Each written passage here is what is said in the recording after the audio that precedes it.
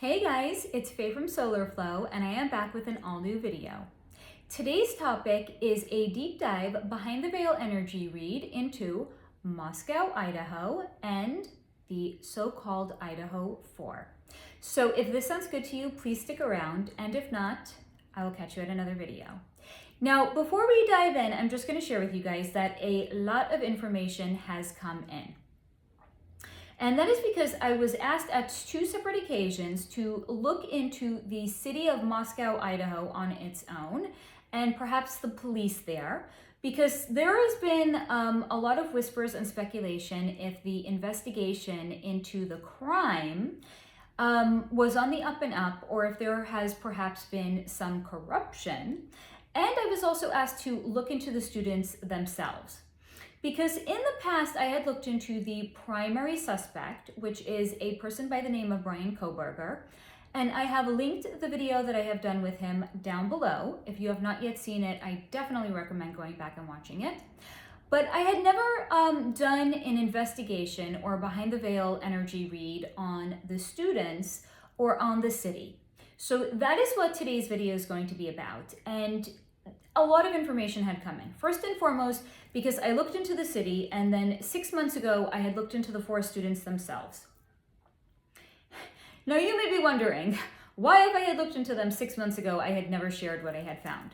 That's because it was in a notebook, and it was a segment I didn't have time to share in a previous AMA. And then when I finished going through the notebook, I tucked it away with the rest of my notebooks, completely forgot about it. And then I was asked to look into the students again, and I remembered I actually had previously looked into them. So I did a second supplemental energy read to see how things may have changed in the approximately 6 months since then. So there are going to be timestamps down below. So I'm going to first share the energy read on Moscow, Idaho. Then I'm going to share with you what I had seen on the students when I looked into them 6 months ago. Then I'm going to share with you an update of the energy read that I had done just a couple of days ago. And if you've made it this far and you have no idea what the fuck I'm talking about, don't worry, I got you. Because I know not everybody reads the news, and I know that I have a lot of viewers that are tuning in from other countries. And if you're tuning in from another location, this may not have completely taken over the airwaves where you live, like it certainly has here in the United States. Like, there was no way early on, especially after Brian Kohberger was taken into custody, there was no way to get away from it. Like, good the fuck luck, not even like watching the news and not even reading the newspapers. Like, there was just no way to escape it by design. But so even if you're tuning in from another country and you don't know, don't worry, I gotcha.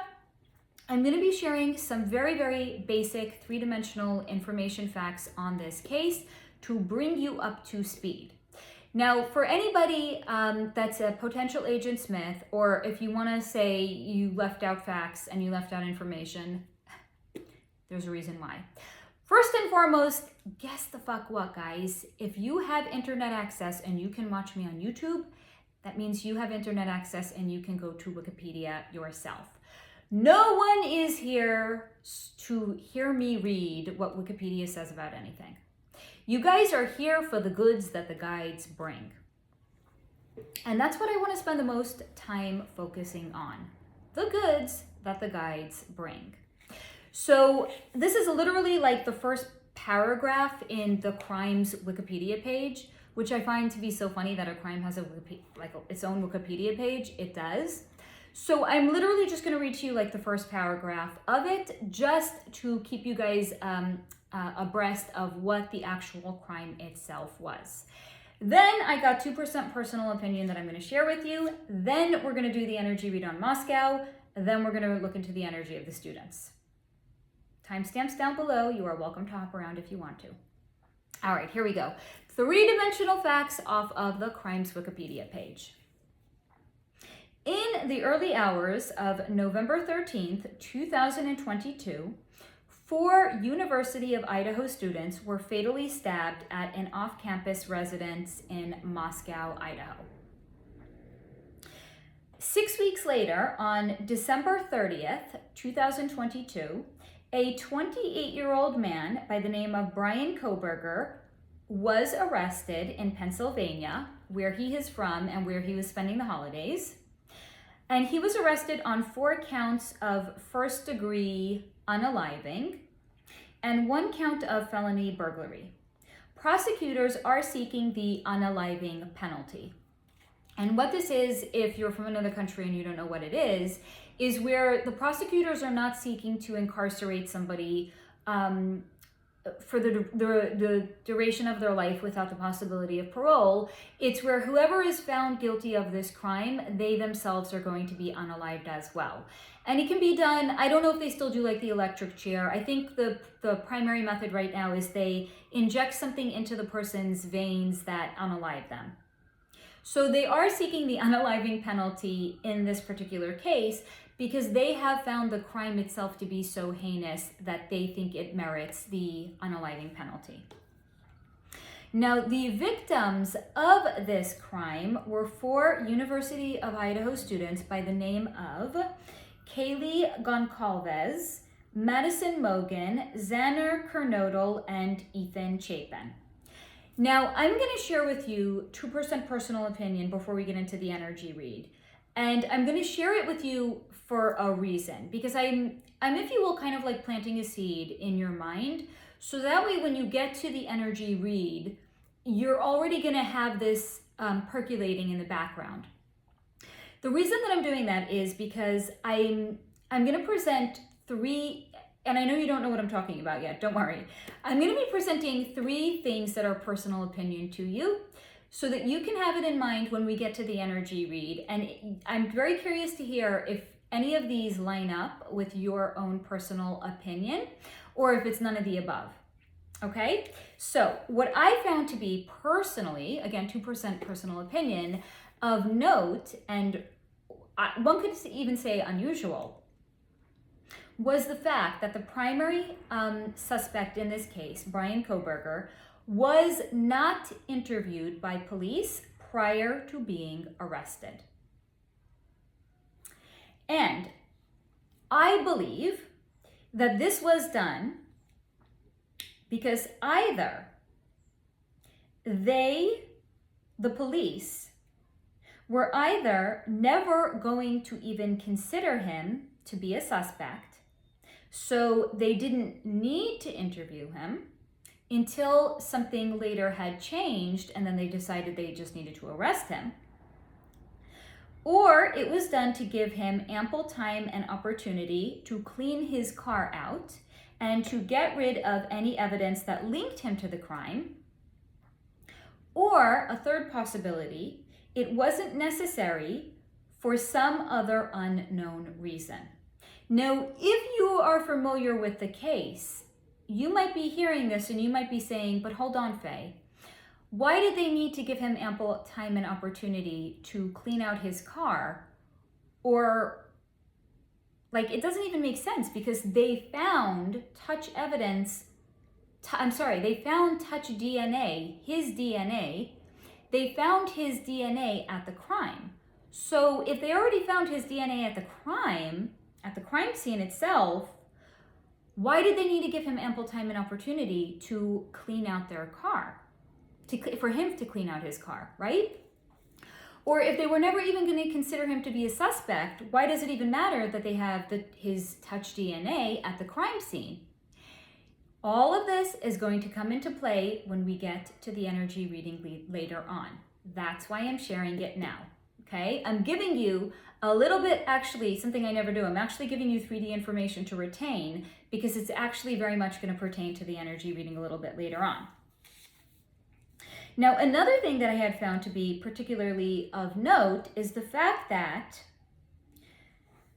the entire case of how they even came to consider Brian Kohberger to be a suspect revolved around his car, because a similar make and a similar model, but not the year, and this applies as well, not the year, was seen in or around the house where the crime was committed prior to the crime being committed. So the entire case of how they even came to identify Brian Kohberger as a suspect was because of the make and the model of the car that he drove, but not the year, because they had changed the year a little bit later on. First, they had given a range, let's say like, I don't know, I'm making this up, like 2010 to 2015. And then later on, once he was a suspect, apparently, they changed the year to actually include the year of his car as well. But he does have the same make and model.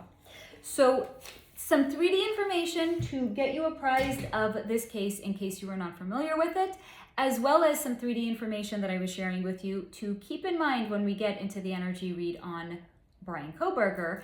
Because yeah, he makes a little cameo even though he has his own separate video. Again, I'm going to remind you it's linked down below. Just keep all of that in mind, okay? Now with that in mind, we're really going to dive in. So, energy read on Moscow, Idaho. Moscow, Idaho is a sleepy little town with big secrets. Problems too, but mostly secrets. And they were shown to me, if you will, kind of like a family that all keep secrets on each other. So they all know something about another family member, but they don't choose to share it. And they've got their own reasons for it. So, for example, the teenage little brother knows that his older sister sneaks out of the house at night so she could hook up with her boyfriend. But he doesn't say anything because he knows that his older sister knows that when he's supposedly over at a friend's house playing video games, his sister actually knows that when he's over there, he's smoking weed with his friends. So they keep each other's secret because it's convenient for them and it allows them to keep doing what they themselves want to do. Now, it's not just the kids that are keeping secrets from the parents, because I remind you, Idaho has big secrets. So it's not just the kids that are keeping secrets from the parents. It's the parents that are keeping secrets from each other as well. Because the dad doesn't want his wife to find out that he's having an affair on her. And she doesn't want him to find out that, guess what? She's also having an affair. But maybe the kids know. But the kids are going to keep their mouth shut because it gives them leverage. So when dad knows or sees that his daughter is sneaking out of the house to hook up with her boyfriend, not going to say anything to the mom because maybe the daughter knows he's having an affair. Moscow, Idaho is just like this, where everyone in the family has something on another member of the family, but nobody says anything about it. But they know about it. But they have their own reasons for keeping it a secret. Either so that way they can keep on living their life the way they want to live it, or so that they have leverage on another person in the family. So Moscow, Idaho is kind of like this fictitious family I shared with you as an example. This particular family has lots of secrets that they don't share. But just because they're not sharing them doesn't make the secrets any less real. That's Moscow, Idaho. It's a small town with a lot of big secrets. And some of those secrets are open secrets to give the appearance or the illusion of transparency. And some of them are not.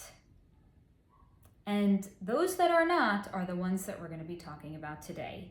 Because those secrets that are truly hidden, those are the most dangerous. And here's in part why. As I have shared with you in a number of my other videos, anything that is a secret, by virtue of the fact that it's kept a secret, is low vibe. Here's why. Let's say, for example, you've got a young kid and your young kid is over at a friend's house playing with a friend his age. But his friend has an older brother. Or maybe it's even the parent of the friend. And that, whoever it is person that's older, says to your child, we're going to keep a secret from your mommy. I'm going to give you sweets that you're not allowed to have at home, but we're going to keep it a secret, okay? And then that's called grooming, because once that older person knows that the kid is going to keep something a secret, they're going to increase the things that they're asking to be kept a secret.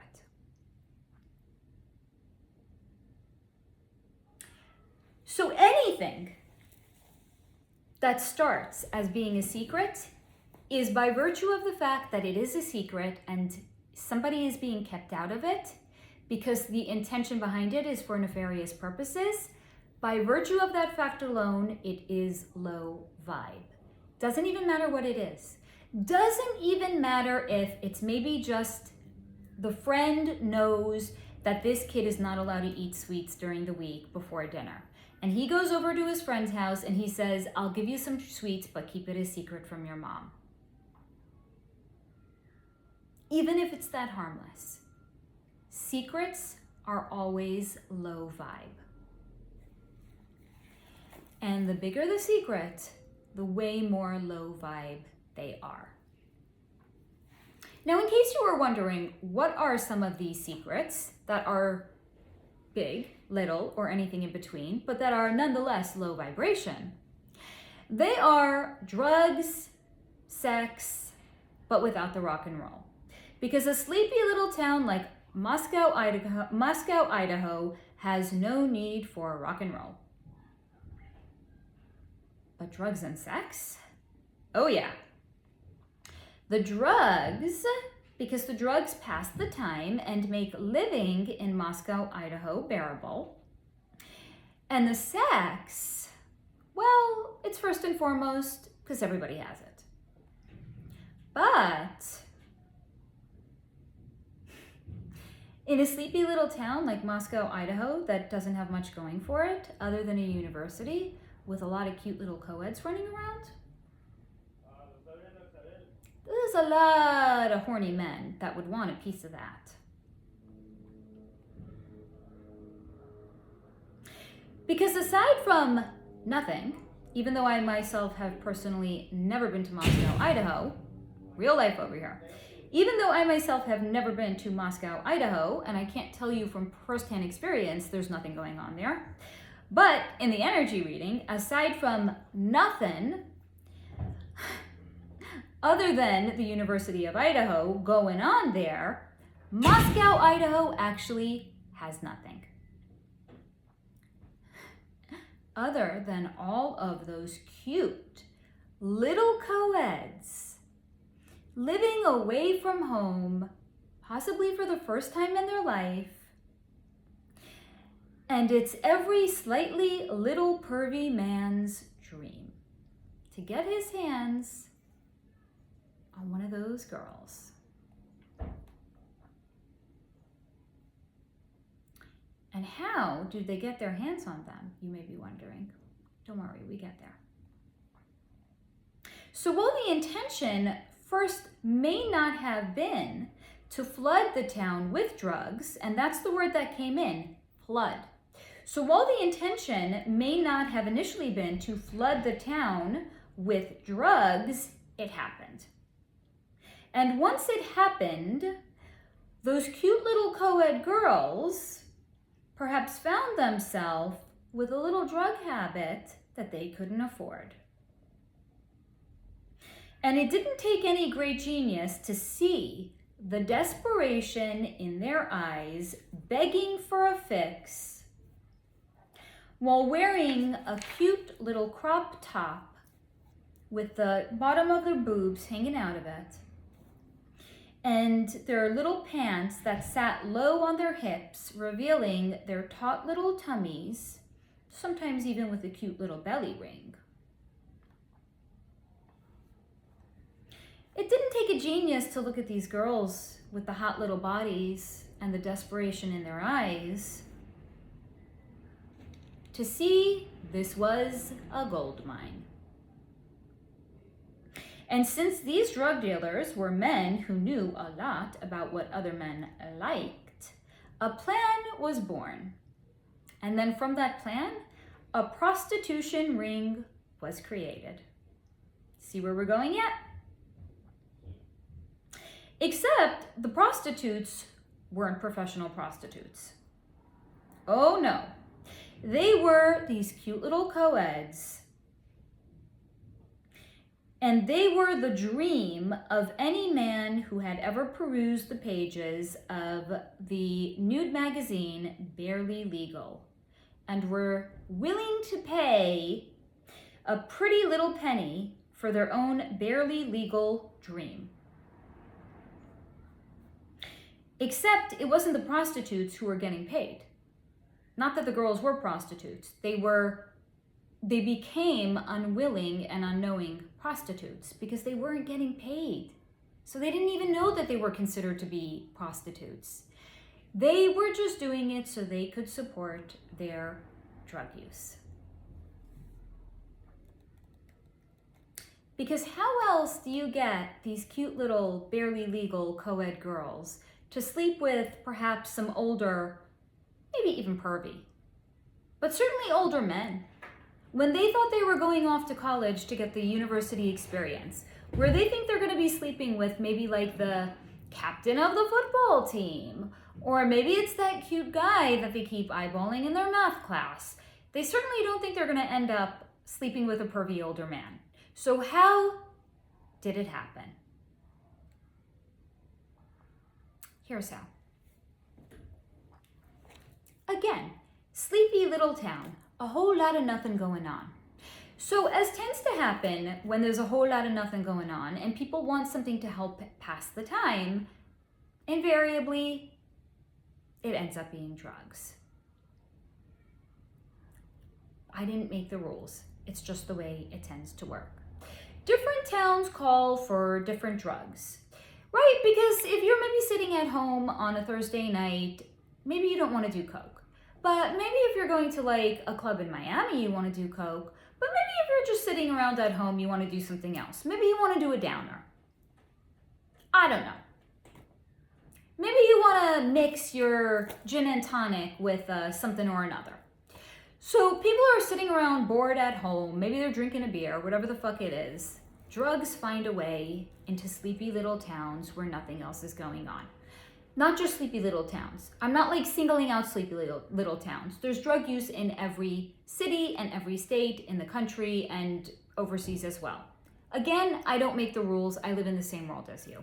If you want to learn more about that, send me a message down below and I'll refer you to some of my other videos and where I can catch you up to speed on why it is the way it is. But long story short, this is the way the world is. Sleepy little towns, big towns, all towns, no matter the size of the towns, they got drugs in them.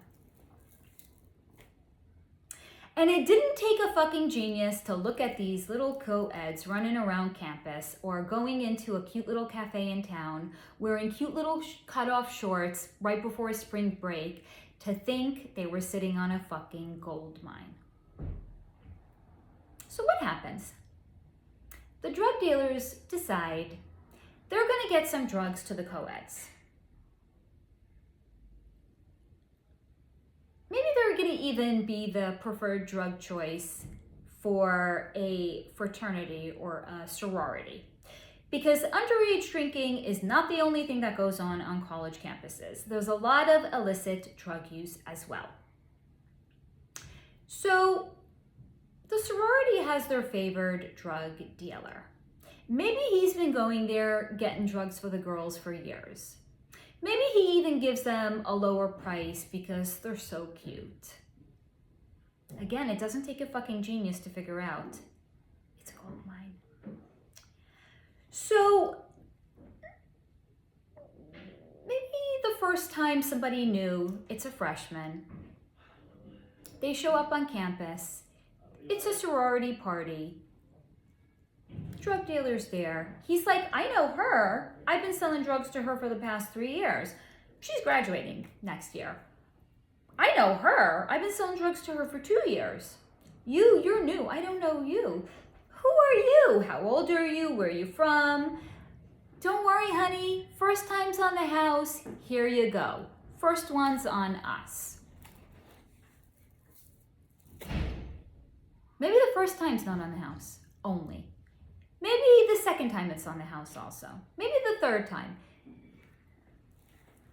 Until maybe that cute little co-ed wants to get themselves some more of that fine, whatever the fuck it was that was given to them on the house.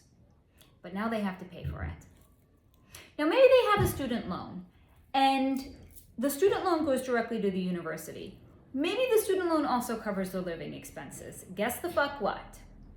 If they're taking their student loan money to pay for drugs, the next semester, they are fucked.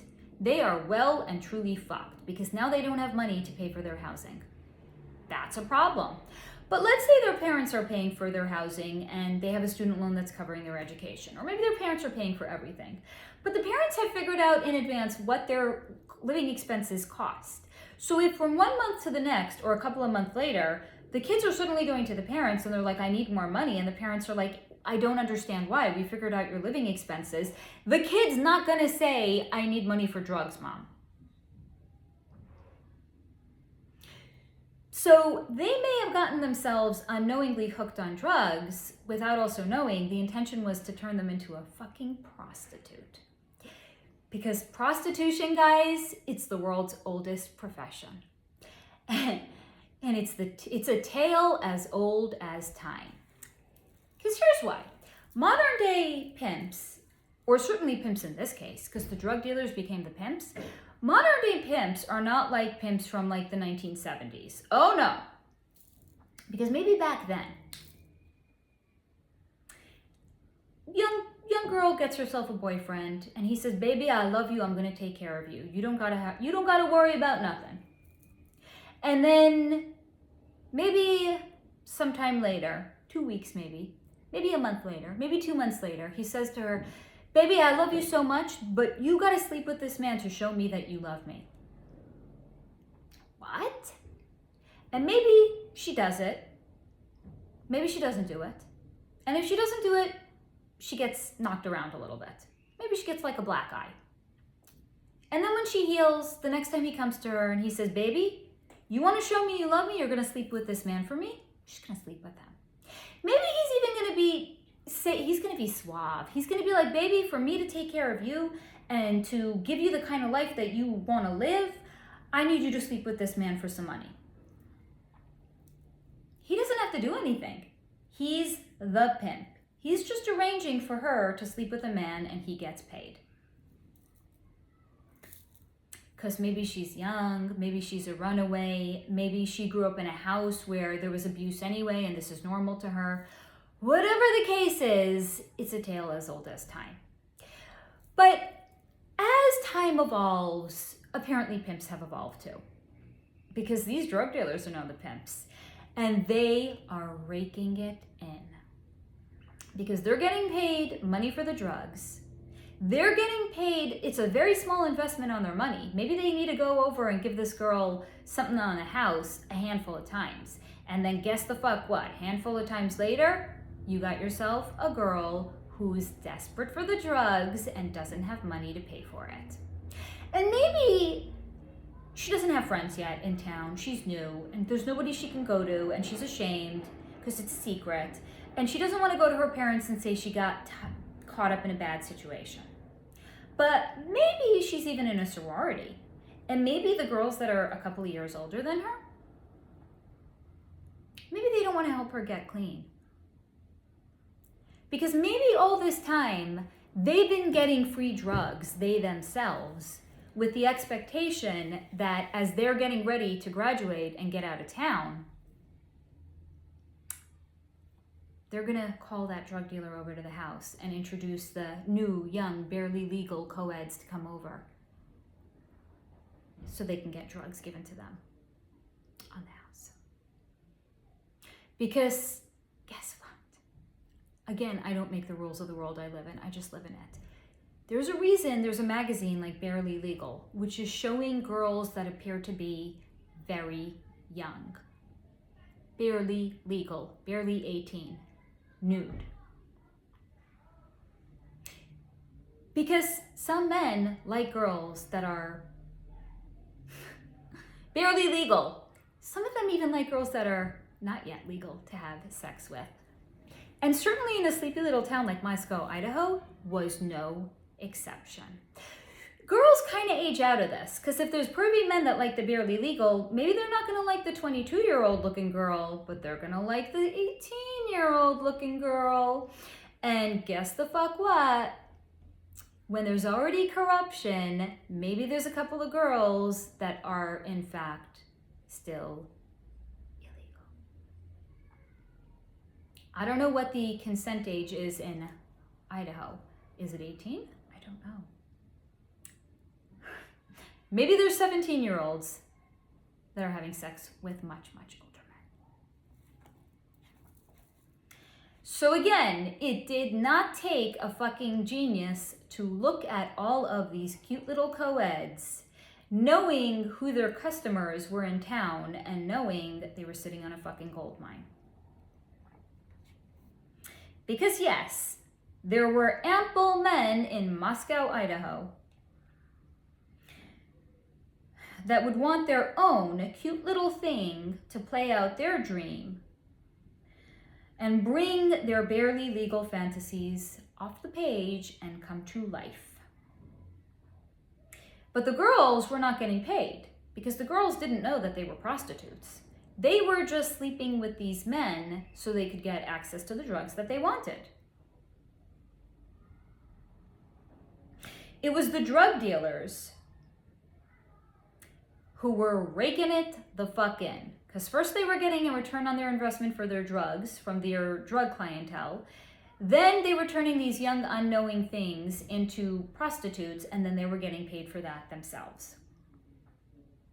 Because yes, they would first go over to a house, get the girls hooked, get them good and fucking desperate for a fix, and then get them good and fucking laid in exchange for drugs. So the pervy men were happy, the drug dealers were very fucking happy, and the only ones that were on the losing end of it were the young, naive little co-eds that were perhaps living on their own for the first time in their life, who had come to school for the college experience only to find themselves with a possible drug problem and a possible new career as an unknowing and unwitting prostitute. But no one thinks about who's suffering or getting hurt when there is so much money involved. And oh boy, was there so much fucking money. Now, maybe you can keep this under wraps if you got 5 girls working for you. But then you're looking at, I'm making up numbers here because obviously I've never worked as a pimp nor a drug dealer and therefore I don't know. But for an example's sake, let's say for these 5 girls, this drug dealer is making an extra $1,000 a month. Completely clean. He's just giving them, sprinkling them a little bit of drugs that's probably very watered down anyway. And then he's getting $1,000 off of these 5 girls. And he's thinking, well, that's great. I got these 5 girls. You know, I just need another 5 and I'll be making $2,000. This is no fucking brainer. But let's say he gets to charge a premium for the girls that are like the freshmen. Because they're new in town. Nobody knows them. Nobody's already had them. So maybe on some of those girls, he's actually bringing in $5,000 a month. Well, guess the fuck what? Now he's thinking, I just need to get myself a few more and I'll be making $10,000 a month. Because when you're dealing with money at that level, when you have to do hardly anything for it, greed ensues. And yes, a lot of greed ensued in this case. Now, in case you are wondering, a plan like this only works if it's quiet and small and if it's extremely undercover and a small operation. However, when the greed ensues and these drug dealers, i.e. pimps, are no longer satisfied only with 5 girls working under them and they have a whole roster of university girls that may be on their own, new in town with no friends, or maybe they're in a sorority and their sorority sisters are encouraging them to do drugs. Well, guess the fuck what? Greed grows, and thus then, therefore, calls the need for expansion. But once they expand, that brings on its own set of secrets and new additional expenses.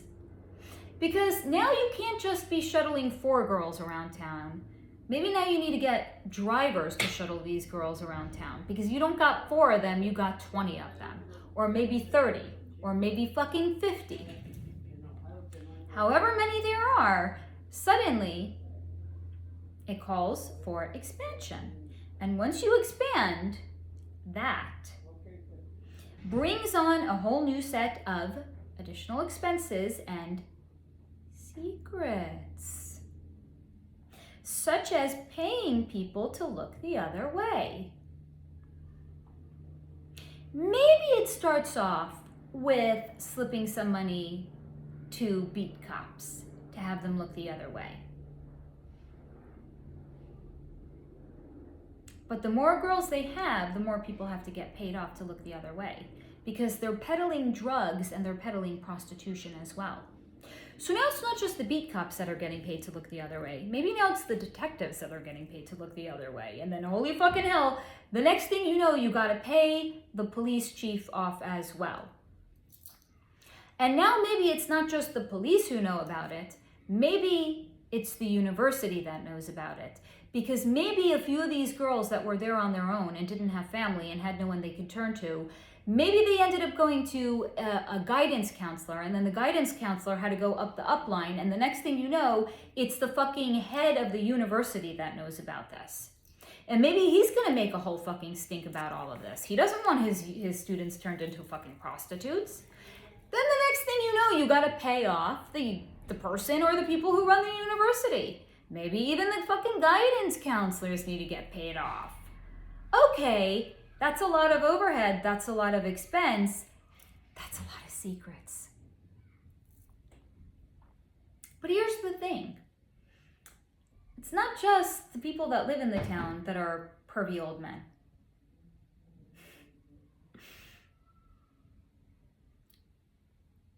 There's a lot of pockets that need to be lined to do nothing about this. Maybe some of those people don't want money. Maybe some of them only want money. They're simpletons. Maybe some of them want drugs, because the pimps are the fucking drug dealers. So some of them want money, some of them want drugs. These are not my words. I want to first put that out. I want to make it abundantly clear. These are the words that came in, and it needs to be said in advance, because sometimes I have not used this word and I'll spell it out or I'll dance around it.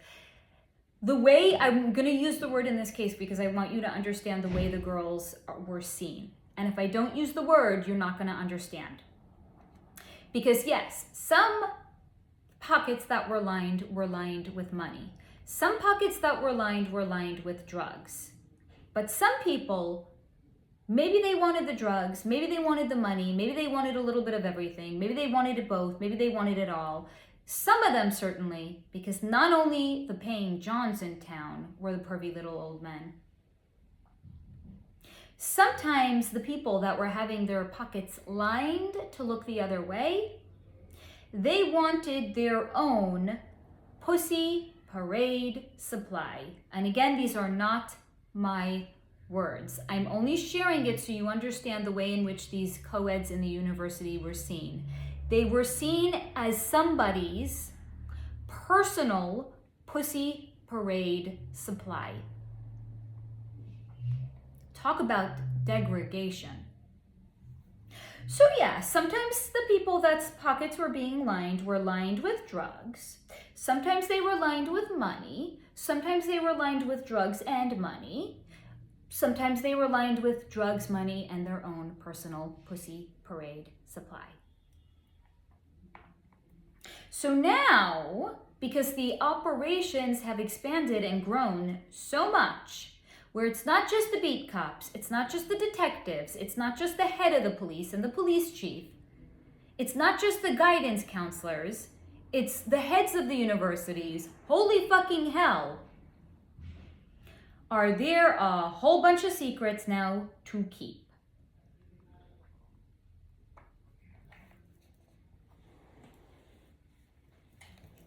And maybe the head of the university knows that the chief of police is in on it. Maybe he's using it as leverage, because maybe the head of the university knows that the chief of police is, but the chief of police doesn't know that the head of the university is. Instant leverage. Maybe they both know it about each other, but they both want to continue to get the goods that they've been getting. Money, drugs, their own personal pussy parade supply. They want to keep getting it. So they'll look the other way for each other. Open secrets. But not just open secrets, because yes, there's those. There's also the secrets nobody else knows, such as the fact that the co-eds, they themselves, are being kept in the dark. And they don't know that they have become unknowing prostitutes. They think they're just paying off their dues so they can continue to get the drugs that they want. And those little co-eds also don't know that perhaps the police are being paid off, or that the chief of police is paid off, or that the head of the university is paid off. They just know that they have gotten hooked on drugs, and that's how they have come to have the company of the men that they are sleeping with. But the co-eds are not the only ones that are having secrets kept from them, because no one in town knows about it either. So no one in town knows, for example, that the police are on the drug dealer's payroll. They don't perhaps know that the chief of police is on the payroll. They don't know that the head of the university is on the payroll. And they themselves certainly may not know that the girls, the co-eds, are all prostitutes either, except for the Johns that they're having sex with.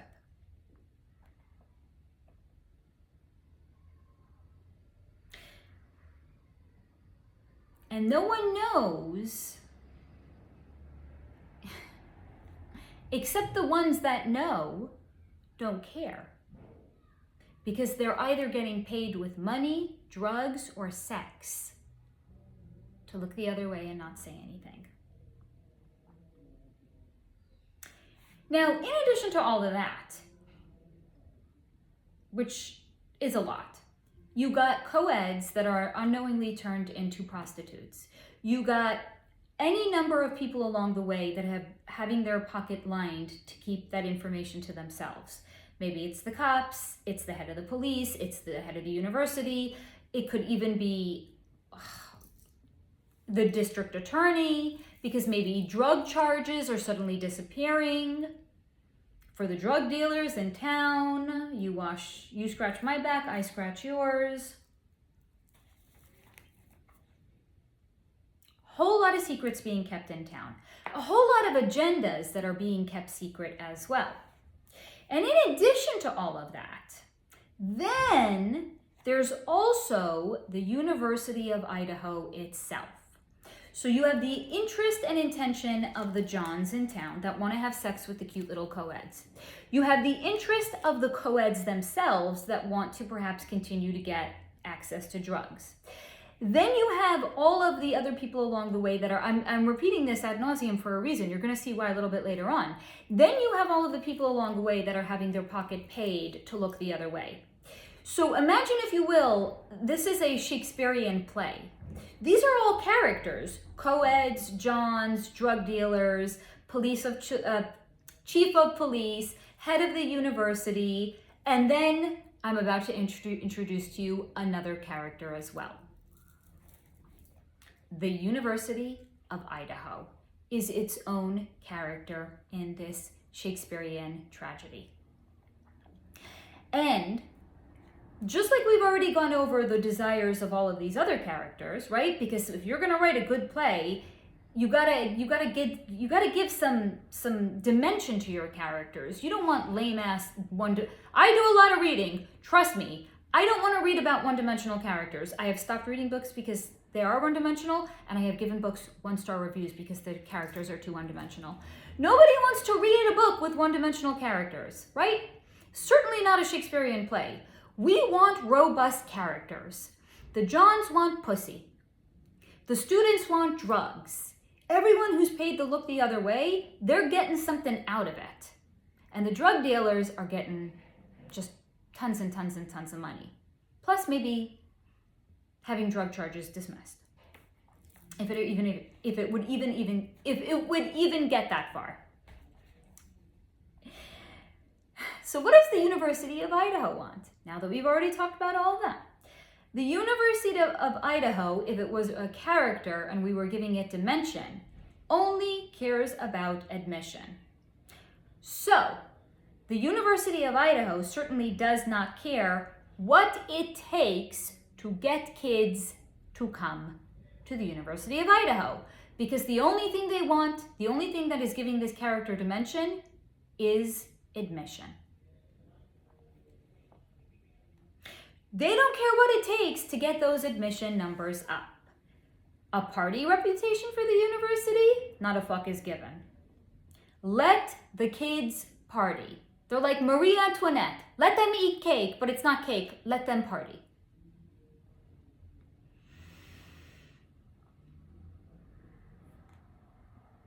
Now the cops, they know not to give the co-eds too much trouble and to also mostly let them party.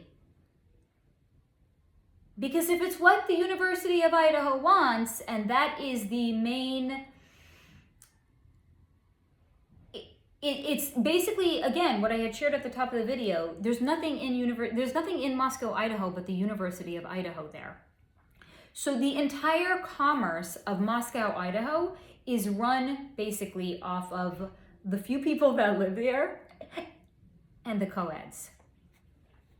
So the cops, they also are going to let them party because guess what? If it gets out to other people that, hey, they're really lax about partying, that might be very appetizing to a student who wants to go party. Now, you might have been wondering, what if a girl wants to get clean? Because I was wondering that as well.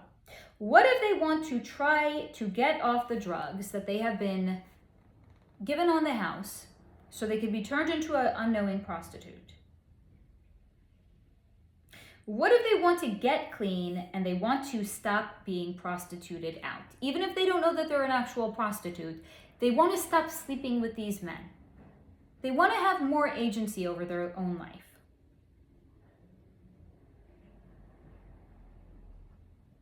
What happens in a case like that? Well, first and foremost, guess the fuck what? If she says she doesn't want to do it any longer, the cops can go to her house and give her a hard time. Maybe they can even threaten to arrest her. Maybe they can go over to the house and they can say there's been a number of noise disturbances reported from this location. We're calling to follow up on them. Oh, I'm sorry, how old is everybody here? Is everybody Oh, wait a minute. You have underage people here and there's alcohol here? All right, whose house is this? So first and foremost, the police, who are having their pockets lined, can go over and start to give somebody a hard time. The next thing this person knows, they might even have a rap sheet. All because, imagine the nerve of them, all because they want to stop being prostituted out and because they want to get clean. The nerve of them. Now that might be, for example, if a girl lives on her own. The police can come over and give her a hard time. We've had noise disturbances. Can we come in and look around? Wait a minute, how old are you? You got beer here? But if it's a sorority, maybe what's going to happen in a case like that is the older girls in the sorority can start to bully the younger girls. And the next thing they know, they're living in a house where they don't necessarily feel safe. It could happen. Because an operation this vast only works if there's no chinks in the chain and if everyone knows their place. So if anybody suddenly starts to deviate outside of their lines, like again, comparing this to a Shakespearean play, this is Hamlet. I don't know anyone in Hamlet's name other than Hamlet. Oh, here we go. You suddenly have the mother saying the lines of Hamlet and Hamlet saying the lines of the mother.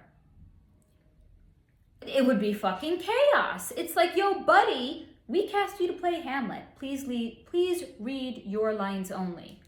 Okay, guess the what, fuck what, co-ed. We cast you to be hooked on drugs and to be a fucking prostitute. Please just read your lines. This is what you've been cast for. Don't start suddenly wanting to get clean. Oh, hey, yo, fucking police. We cast you to be the corrupt cop in this play. Don't suddenly fucking grow a conscience about this. Do you see how it all works? It only works if everybody knows what they've been cast for and if everybody knows their lines. So they got to have an insurance policy in place to keep everybody in line. Now, this also is only going to work, especially as the older girls in the university are getting set to graduate and move on. Or perhaps they have grown older and are no longer barely legal, and they are therefore no longer satiating the barely legal fantasies that the pervy men are seeking. So really the plan for this whole operation to continue would be as long as registration for the university stays up and as long as the girls keep coming to the University of Idaho. Because pervy men, whether they're old or not, pervy men don't suddenly decide they want to stop having sex with the barely legal girls. The girls age out of being barely legal. They want their fresh supply of fucking pussy. And they're going to pay for it. So yeah, this Shakespearean play only works if everybody knows what they've been cast for and they stick to their lines. And because the University of Idaho is its own character cast in this play, their character only also works if they state their lines, which is keeping registration up and keeping the girls coming. But what if, for some reason, registration slowed down? Dun, dun, dun. Plot twist. Every good book has to have one.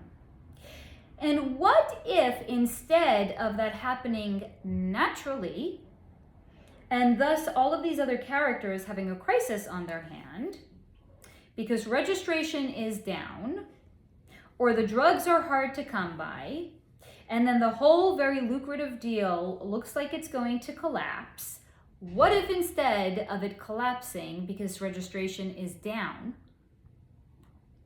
what if somebody decides to create a catastrophic event that would scare everyone and would thus then therefore cover up the lagging admissions?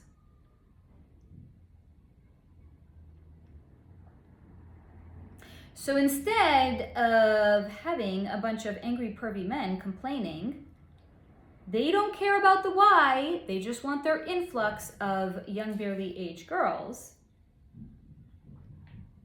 What if instead of having them complain, there is a catastrophic event that is so big and so horrific that no one along the chain of commands, not the men, not the cops that are making money, not anyone along the line, could say they don't understand the why. Because the why was so big and so notable that it is all anyone is talking about.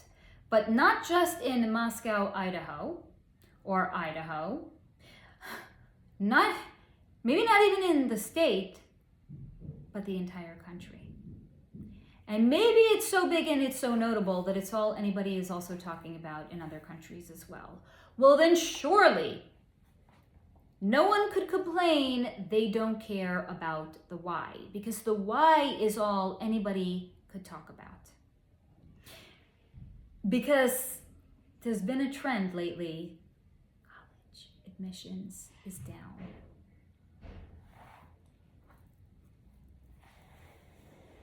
And a well-oiled machine like this only works if there's oil.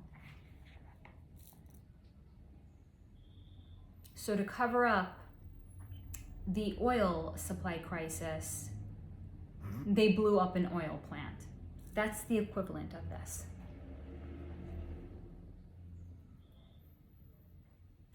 And then on top of it, where the why is within itself not just so notable, but that the suspect as well is so notable and over the top because he himself was studying criminology, and shouldn't he have known better than to leave his DNA behind at a crime scene? Or as they've said, turned his phone off when he was committing the crime? Shouldn't he have known better? Even though now someone had sent something to me, again, you can't escape these things. Someone had sent a video clip to me where they're saying now his experts are going to say his phone wasn't necessarily off, he was just out of range. Because they cannot, phone companies apparently cannot conclusively state if a phone was off or if it was just out of range. Because if a phone doesn't get a phone call or a text message going through at a particular time, there's no way for them to know if it was off or out of range.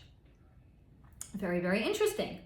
So this happened in the early hours, like, what was it? I don't know, maybe it's 3 a.m. It's entirely conceivable that a person is not going to get a phone call or a text message at 3 o'clock in the morning. So now they can't necessarily conclude beyond a reason of, like, a shadow of a doubt if he actually turned his phone off or was just out of range. And his alibi was he was going for a drive in an area where maybe he didn't have such good cell phone service. Again, more 3D information, but you can't just to share with you, you can't escape that. But in case you like debating the merit of the 3D and the 3D facts of a case here, I just gave you some more to debate with me. So again, the why is so big and so notable that nobody could say they don't understand it. And then the perpetrator or the alleged perpetrator, or the person that is the only suspect in the case, it's somebody that should have known better. So then it's all anybody could talk about. Oh, he was in school for a master's for criminology. How did he not know better? More abundance of talking and information and just hogging the airwaves with this case and this case only. And then where they have these talking heads that are so-called specialists coming in and talking about his character and speculating if he's an incel, which is apparent. This is a term I never knew until now. It's apparently stands for in unintentional celibate person. So it's basically a way of saying the person can't get laid. So this is an incel, and he can't get laid, and he was taking his anger out on the co-eds. Because certainly all of this abundance of information would shut up anybody that would question the why they can't get their fix, or their drug fix, or why they can't get their rotating door of pussy parade supply, or why the cops are suddenly not getting their pockets lined as much.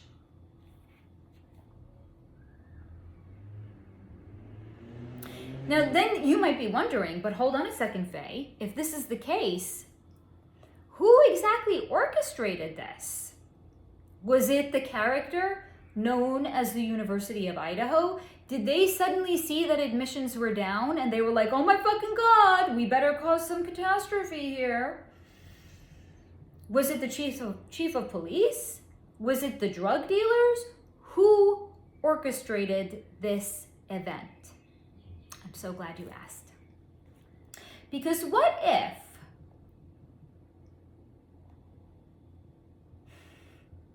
some of the police officers, and certainly the chief of police, and some of the town officials, and maybe even the head of the university, were all in the same club? This is not the Hollywood club that we so frequently talk about here. It was a different kind of a club. An actual club. What if they were all part of the same Masonic lodge?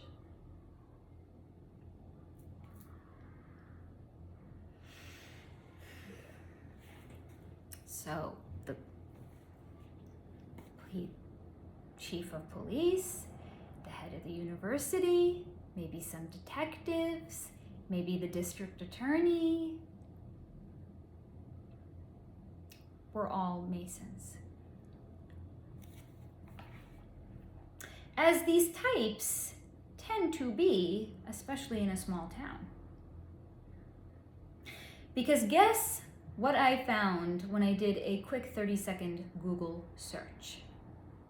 Not only does the state of Idaho itself have 52 Masonic lodges, but there happens to be one Masonic lodge in Moscow, Idaho as well. Well, isn't that a fucking coincidence? I'm sure it's just a coincidence.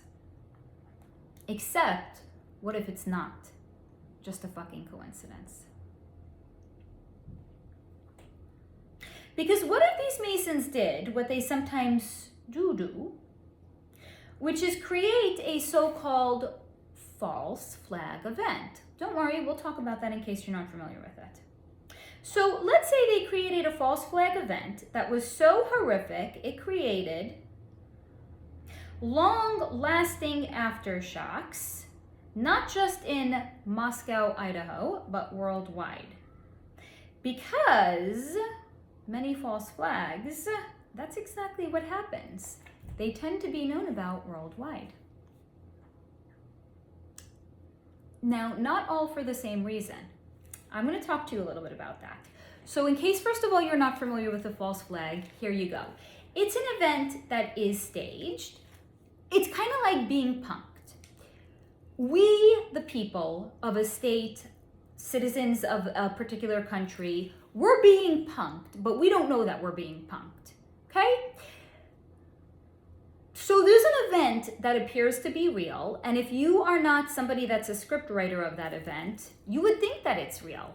But not all false flags are created equally, because they all serve a different purpose and they all serve a different intention. So, and here's the thing, before I go any further in discussing a false flag, I also have to clarify, when I'm saying false, it doesn't mean that the event did not in fact happen. It just means that what happened wasn't with the reason or the explanation of why we have been told that it did happen. It's not to say that they didn't happen. Sometimes these events really do happen, but it's not the way we have been told it happened. So if, for example, there's a big pow pow event in a school where there's a lot of unaliving of littles, it doesn't mean that the littles were not unalived. It just means that the reason we have been told was not it was a deranged person holding a pow pow utensil, or somebody that was off their meds, or somebody that just whatever. That's not the reason why. That's just the so-called fall guy. Now, so these events can include actual tragedies occurring, but sometimes it's not even where there's an actual tragedy that occurs, because sometimes the what we would assign to be an event as a tragedy, where littles are unalived in a pow-pow event in their school, excuse me, hemming at the truth. I can't script this, guys. I can't suddenly go hoarse at one particular time where I have to clear my throat. This happens, and I always say I hem at the truth. It happens because our body resonates with the frequency of the truth. And when we say something that's true, sometimes it's like the resonance of it needs to come up and it needs to come out. It's not just where I suddenly spontaneously, like I click a button and my body is like, I have to hem now. No. In so many of my other videos, I'm like, I'm a hem, and it always happens at a notable, particular notable point. I ahem at the truth. It's my body's way of saying it's resonating at the frequency of the truth of what I'm sharing with you guys. Because we might assign something to be a particular tragedy, but if somebody is in a particular kind of a club, they don't see it as a tragedy. They see it as an honor. I have linked the video that I have done on JonBenet Ramsey down below, because what we would see as a tragedy of little JonBenet Ramsey being unalived was considered to be a magnificent, auspicious event where a club member family sacrificed their own to climb higher and elevate in the ranks of the club. So sometimes, let's just say it's not one club member that wants to ascend the ranks. It's a whole bunch of different club members. They all are pledging their littles to be sacrifices because it's an auspicious event and it is considered to be a great honor for all the members to sacrifice their own to ascend the ranks. Again, as I had said early on, guys, I don't write the rules of the fucked up world we sometimes live in. I just share it with you. I just share the reality of this world we live in. Because I can see beyond the veil, and that's why I share it with you. Because yes, what we could perceive to be a tragedy and could rip us up inside with the horror of it, to the people that are experiencing it is not necessarily a tragedy, but it's an incredible honor. So, well, yes, the so-called false flag can include the unaliving of people. And yes, it is a tragedy. It's actually an auspicious honor and event to those that have chosen to sacrifice their littles. But it doesn't make it any less a false flag because of that. It's just to say that the intention of what we've been told is not what we've been told. Because it would look pretty fucking fucked up. Again, hemming at the truth. It would look pretty fucked up if the citizens of, for example, a place like Uvalde, Texas, suddenly said, we want to sacrifice our littles because we're going to ascend in the club. People would be like, you're out of your goddamn mind. What are you fucking doing? If you don't want your kids, put them up for adoption. There's plenty of people that would take littles. It would look fucked up if they came out and they shared what the intention is. So, false flag. And then the true intention is concealed, but it's no less an honor for those that choose to sacrifice their littles. So that's an idea of what a so-called false flag is. You can have it, something like what happened in Uvalde. You can have any number of the other pow-pow events, maybe even the one that Alex Jones has been so vocal about. He's also saying it was a false flag. That's an event that Sandy Hook, the pow-pow event in Sandy Hook.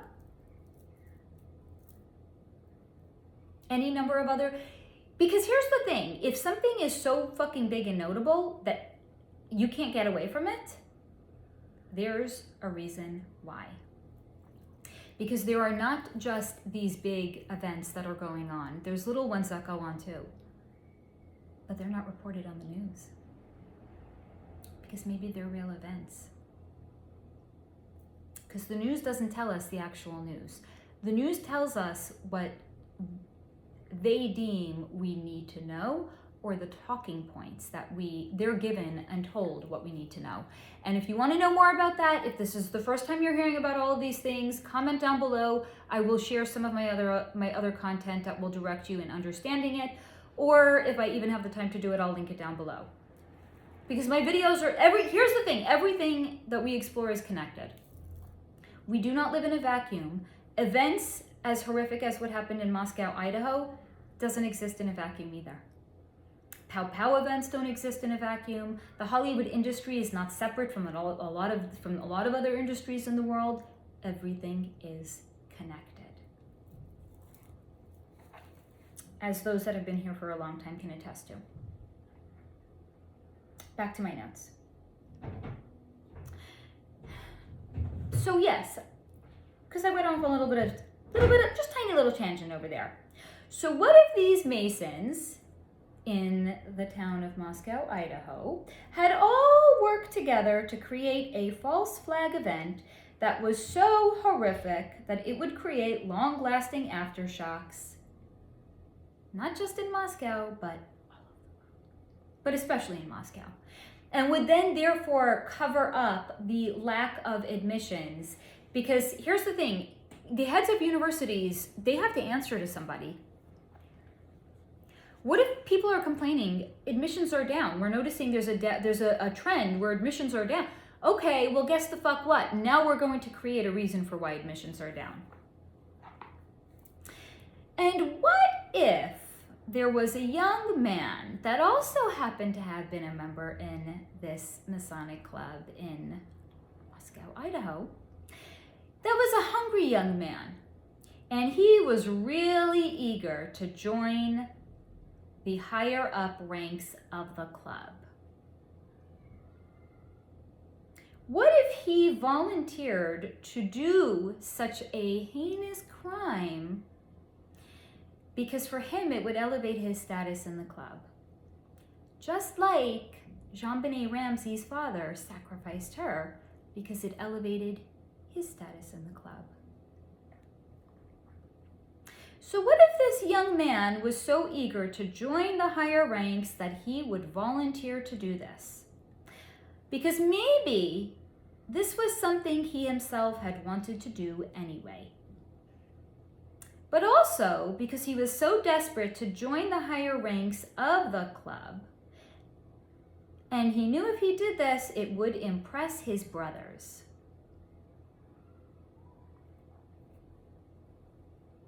Because boy, did they seem to zero in on his car awfully quickly. And despite zero connection that he had to any of the victims, and aside from the touch DNA evidence, which is the least reliable form of evidence, other than that, and zero evidence actually connecting him to the crime, certainly not in his own car, because here's the thing, guys, a crime scene as horrific as that, if he got directly into his car, right, the car that was seen driving around the crime scene shortly before the crime was committed, why was there zero evidence connecting him to the crime in the car? Zero evidence. Nothing in the car. No bloodstains, no DNA.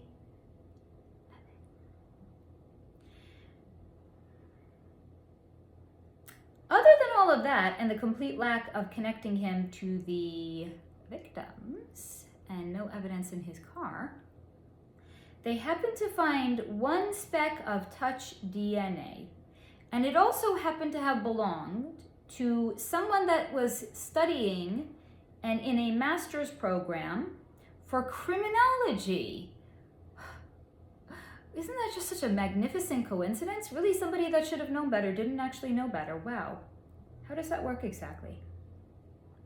That must have just been the most remarkable coincidence of all.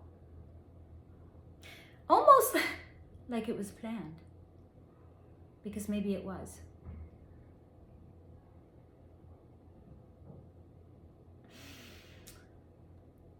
Like maybe the touch DNA was planted.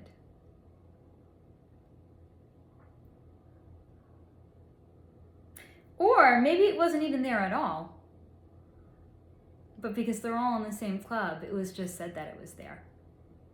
Maybe it was just all prearranged. And what if the roommate that saw the alleged perpetrator in her house, the one roommate that was untouched and unscathed in the event, who happened to have seen a perpetrator in her home when her roommates lay butchered in their beds for 8 hours before she called the police? Maybe that roommate needed to go through her house systematically to clean it up and get rid of any incriminating evidence. Because maybe they too were unaware of the secrets going on in Moscow, Idaho. And maybe they didn't know that people above them were also committing crimes. So maybe she needed to go through her home and get rid of everything because she knew when the police came, they would search the entire home. Maybe she had some things that weren't really legal or weren't really kosher. Maybe just like the unwitting co-eds that were turned into prostitutes didn't know that everyone in the town was, not everyone, didn't know, for example, that the police were being paid off, right? Or didn't know that maybe the university was in on it as well. So maybe she didn't know.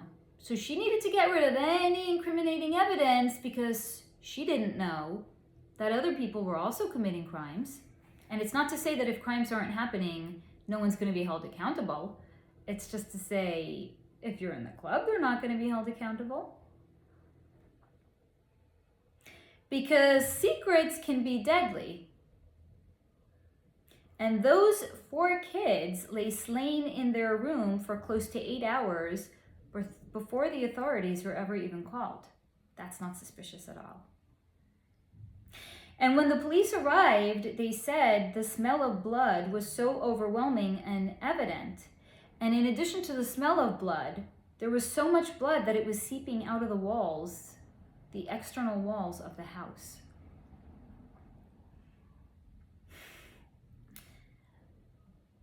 But the one roommate who actually came face to face with the perp, she didn't know anything about what happened. She didn't smell the blood. She didn't hear anybody screaming. Hear no evil, see no evil, speak no evil. Secrets can kill. And not only was the blood seen by the police, it was actually seen by the other co-eds that also, in fact, knew about it for hours prior to the police even being called. So here's the thing. If someone wanted to scare the co-eds, again, I'm hemming at the truth. You hear I'm losing my voice. So if someone wanted to scare the co-eds into submission and send them a message, this is what happens. The message they're sending, this is what happens if you don't know your place and you don't know the part that you were cast in. And what is your place and what role have you been cast in? Drugged up and on your knees or on your back. This is one hell of a way to send that message. And if you're responsible for college admissions and it's down and you have people breathing down your neck and giving you hell about it and telling you you're going to get fired from your job that pays you $500,000 a year to get sucked off by some young co-ed or to get supplied with drugs or to get paid to look the other way that all of this is going on, that's a hell of a fucking motivation, especially if you're in a club with a bunch of other people, to create such an event that no one could question why admissions were down. Because it's not just the Hollywood club where you don't get something without giving something in return.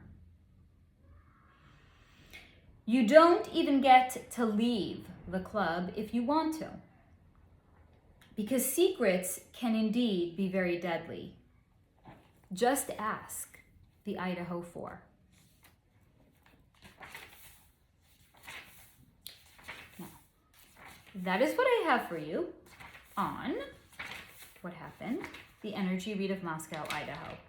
Now I have for you, I rewrote it in my notebook, I gotta find it. I'm gonna share with you what had come in.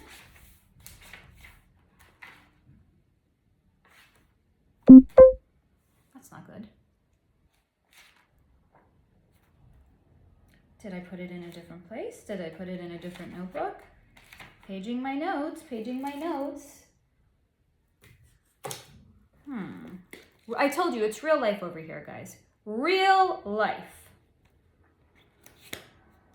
I had it. I thought I wrote it in this notebook.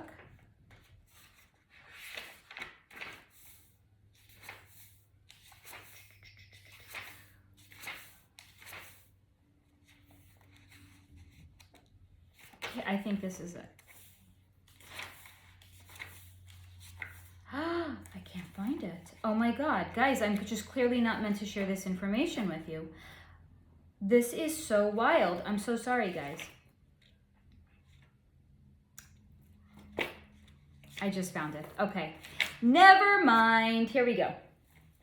I thought I was not meant to share it with you because I knew it was in this notebook, but I couldn't find it. I found it. So by the way, if you want to see how frazzled I get when I can't find something, that was it.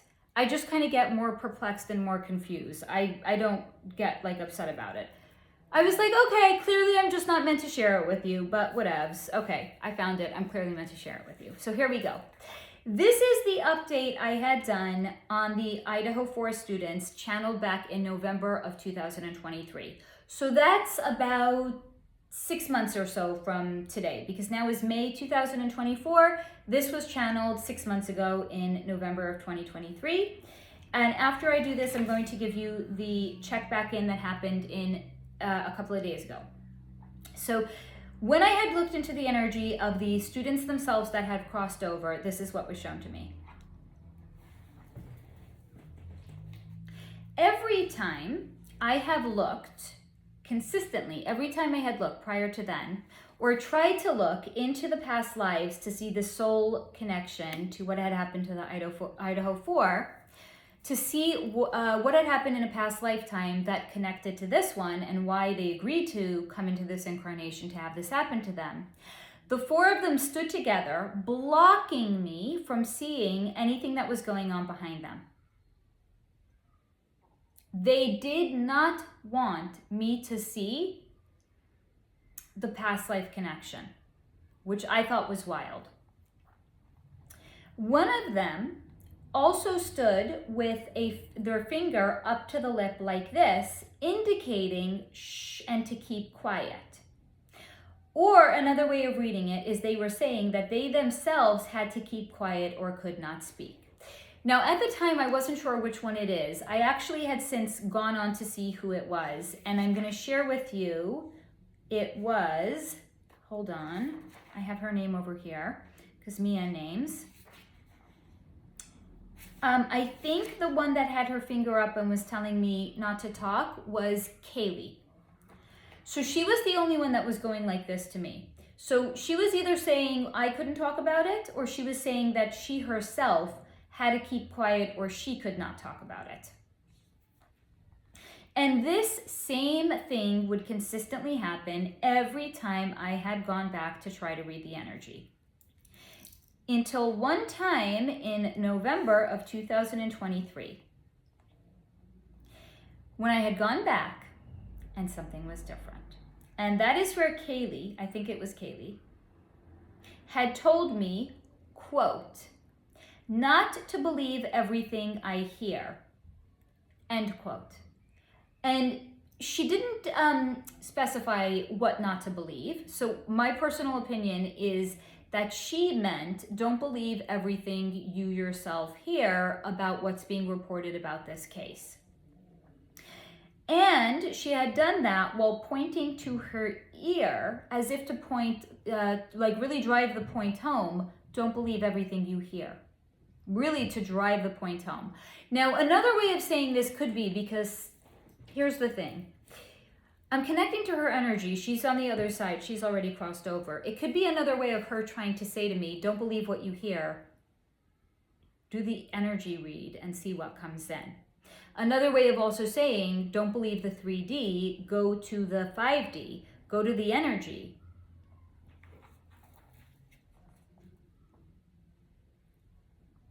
After saying that, she also had glanced over her shoulder at the other ones, but to make sure they hadn't seen or heard what she had said to me. She wanted to keep it a secret. She was, if you will, breaking rank with them. And it also felt like she was breaking some sort of a do not speak code by speaking with me at all. But what was shown to me, again, back in November of 2023, was that they were all together and they stand in some sort of a solidarity. And they had told me that they plan on sticking around and close to the earth plane until the case has been concluded, or rights. This is the craziest thing, guys. The way it first came in before my logical mind caught it was like, no, that's not right. So I'm going to say it, and then I'm going to say it the so-called correct way. So they came in solidarity, and they said they plan on staying close to the earth plane until the case has been concluded or rights have been wronged. I was like, that's not what? Isn't it supposed to be wrongs have been righted? No. The way they said it to me was until the rights have been wronged. No idea what that means. If I had to go out on a limb, I would maybe say the rights of the people that have been, the rights of those above them, all of everything that they have done, all of their rights have been revoked from them, which is maybe another way of saying they want the truth to come out of what was actually going on in Moscow, Idaho. Because do the police not have a lot of rights? Does the police chief not have? Does the university head? So their rights were trampled because they were unalived, but suddenly it's like, hey, it's business as usual. Life just gets to go on for everybody else. So that's why, 2% personal opinion, I personally believed they said the rights have been wronged. Not the wrongs have been righted. The rights have been wronged. If you read that differently, I would love to hear your interpretation, because I don't fucking know. That was my interpretation. They had also shared with me that none of them had seen their parents at that time because the shock of their passing was still so fresh. Again, this is back in November of 2023. Only Ethan had told me that he had been to see his siblings because they were so close. Now, Ethan was the one male victim, and he is a triplet, I believe. So he has 2 other siblings that he was born the same day as, and they were all very close growing up. So only Ethan had shared that he had been back to see his siblings because of how close they had been. Now, Ethan was also shown to me at that time as refusing to reincarnate until his siblings would cross over, and he had also decided at that time to stay on as a guardian angel to his siblings and eventually their kids. Now, we all have guardian angels that are contracted to us at the time of our birth, but loved ones that have crossed over, they can also decide to stay on as an unofficial additional guardian angel. That's what Ethan Chapin had decided to do. He's going to stay on as an unofficial guardian angel to his siblings and eventually to their kids. And what was also shown to me was that Ethan has really grown on the other side, and he grew into his role as a protector, where he very much looks over and protects the other 3 girls. He is their security detail, if you will. Even though there is no need for that on the other side, he is still incredibly protective of them. What was also shown to me is that Xana I think you pronounce it Xana and Madison have decided that they will in fact reincarnate soon, or after the rights have been wronged. They will reincarnate soon, as they are eager to put this ordeal behind them and to start over. However, Kaylee said there is still so much shock, and there was so much shock for the three of them, but not for her. But she was mostly feels incredibly remorseful that three of her friends were taken down with her. And she's remorseful for that and acknowledged she was in well over her head, but never thought it would come to that. And again, specified she is incredibly remorseful her friends crossed over with her. She said she plans on staying around much longer to do the necessary work and to patch herself up and learn and grow from that experience.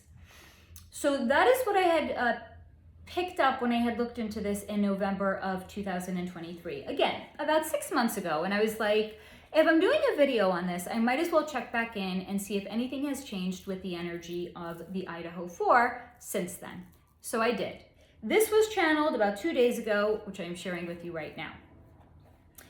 So checking back in May 2024, what was shown to me is that Xana has in fact already incarnated back into a new body. Madison is in queue or in line waiting to be born to a set of parents that she has already chosen.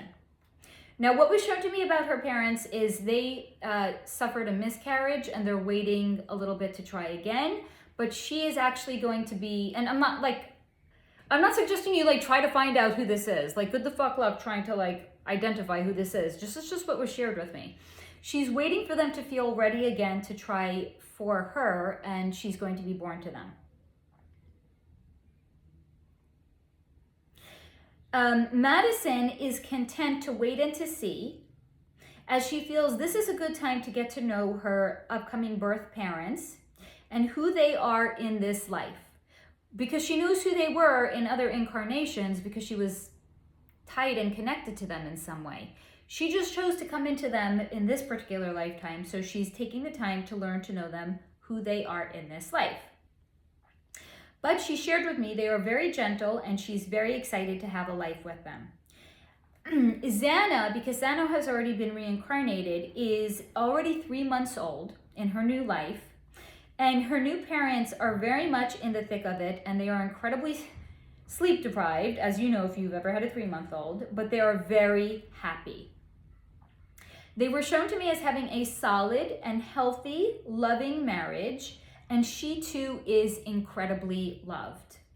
She is the first child for this family, so she is getting lots and lots of attention and lots of love. And it's not just from her parents, but but the grandparents as well, because this is a family. Her parents live close by to their parents as well. They don't like live in another part of the country or around the world. So she's getting lots and lots, she's getting loved up from her parents and her grandparents. Now, when I had checked in with Ethan, true to his word, he is sticking to his siblings like glue. And he had shared with me, for him, it has been incredibly healing for him to be with them while they are all on their own independent healing journeys. But it's been healing for him because, first of all, he gets to spend time with them, and he gets to hear when they talk about him what was their fondest memories that they shared with him. So he's, if you will, getting to know himself through the lens of other people in this lifetime. And he had said, he says he wishes more people knew that once the body dies, the soul lives on. because it would take away from the sting of losing a loved one, because we know that they're not really gone, only their body is gone. And he wishes his family knew that he was there and he was still with them. Sometimes, he said, it seems like there is some kind of an awareness and then it's gone. But no matter, he's still with them, and that's all that matters.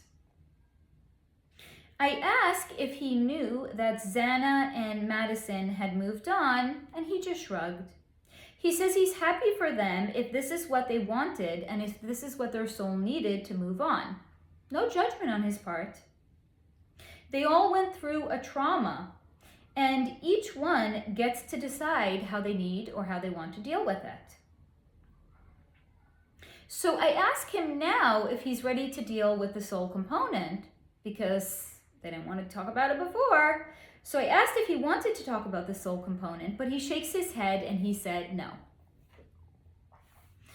And it's because it was enough for him to just be getting used to the idea of being unalived, but still being around, but without a body, and just as a soul. And now, in fact, he gets to still be around and be with his family. So he's really not ready to go beyond any of that, because it's like mind-bending and it's mind-altering. It's like, I'm gone, but I'm not gone. I'm here, but I'm there. I'm here, but I'm not here. I'm with them, but they don't know that I'm here. Like, it's like enough, just all that alone. It's like he can't even make sense of all of the other stuff just yet. But it was at this time he had told me, make sure on my way out to check in with Kaylee, because she's changed a lot from this experience as well.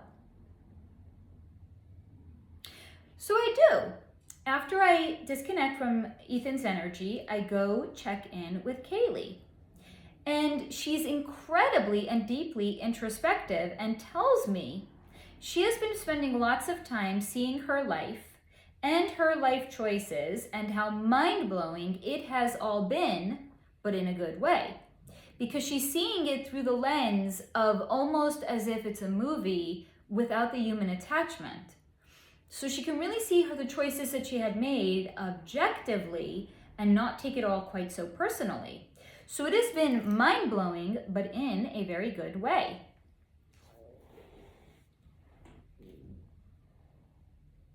Because she now sees how stressed she was for so little reason, and she wishes she could have enjoyed her time on Earth more. Like the stress over every little decision and agonizing over it, when in reality, she's come to understand. We're here to have a good time and to learn along the way. But so much of what we experience once we're alive has already been agreed to before being born. And she's not sure that she wants to reincarnate again. Because when she does reincarnate, it means forgetting it all. So forgetting everything she's learned on the other side, forgetting all of the life lessons. She's not sure she wants to come back and do this whole dog and pony show without the remembrance of it. And she said, because she's not sure that she wants to reincarnate, she is starting to see herself perhaps more as a mama bear and a soul that greets other littles who were perhaps victims of, I'm not going to say the word, but you know, like if kids are on a school bus and there's traffic, but they're not going to school, they're being taken someplace else. So she perhaps more sees herself as a mama bear that's going to greet the souls of those girls that cross over when they have been the victim of this traffic on the bus. And she said there are so many little ones that were either orphans or they were sold, and thus when they cross over, there's no one there to greet them. So she is starting to think that perhaps that could be her. And maybe the experiences she had when she was alive as Kaylee, prior to crossing over, had prepared her for this. And sometimes she thinks living a life of meaning really means meaning on the other side. and its meaning to those who had their life shortened before their time. Because she feels far more meaningful now that she has crossed over than she ever had before. So I ask her, what does she think about the suspect, Brian Kohberger? And she shakes her head like this, and she says she doesn't think about him at all because he has his own soul journey, and his soul journey has nothing to do with hers. But she does wish people would stop attacking him. This is again according to Kaylee. But she wishes people would stop attacking him. But she guesses that's part of his soul journey as well. She's incredibly insightful. And she told me she is content. Ethan is content. And she does know that Xana and Madison are content. Yes, she acknowledges it was rough in the beginning. And it was a shock that they all felt. But they all found their way and what they needed to move forward. And she had also thanked us all for our concern, but says they're really all right. And we are so much more than the lives that we live and the way that our lives end. So to please remember it, because on the other side, no one cares who they were or what happened to them. It's just a bunch of souls and God and love. And even though Xana and Madison made a decision to reincarnate and to come back and have another lifetime, I lost my place. It's just a bunch of souls and God and love. And even though Xana and Madison made a decision to come back, we are all so much more than the lives that we have lived. And while everyone is obsessed with justice for them on the earth plane, she also points out that's a 3D thing. And yet she gets it. Like, crime has to be punished, but it's not like that on the other side. Because on the other side, it's just the souls that are having the opportunity to review the choices that they made in any particular lifetime and learning the lessons from it and reviewing the soul contracts and the soul agreements and the soul lessons, and then creating balance in their next incarnation.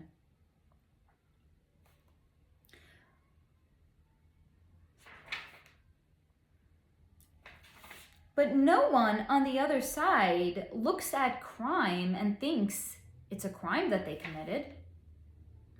Because on the other side, they have something we don't hear, which is they see the soul component. And they understand the choices they made is just creating some sort of a balance. And if you want to learn more about that, I've linked a couple of videos down below on soul families, soul contracts, soul agreements, and the afterlife, okay? If you haven't seen it, highly recommend going through all the videos I've linked down below. But even if you have and you would just want to get like a refresher, highly recommend going back and watching it. So she's saying, again, I'm going to repeat this because I think it is insightful what she had said. And I love hearing that, I like hearing from the souls on the other side. It's kind of like they're confirming what's been shown to me. And I always appreciate that. So she's saying, yeah, everyone on the earth plane is like obsessed having justice for them. But that's really a 3D thing. And yes, she gets it because, yeah, ideally you want crime to be punished. But on the other side, nobody is looking at another soul and the so-called crimes they committed. Because on the other side, they're not veiled from the soul component anymore. So it's just an understanding of it being a soul lesson, a soul contract, a soul agreement, or it was souls creating balance from previous karmic shit.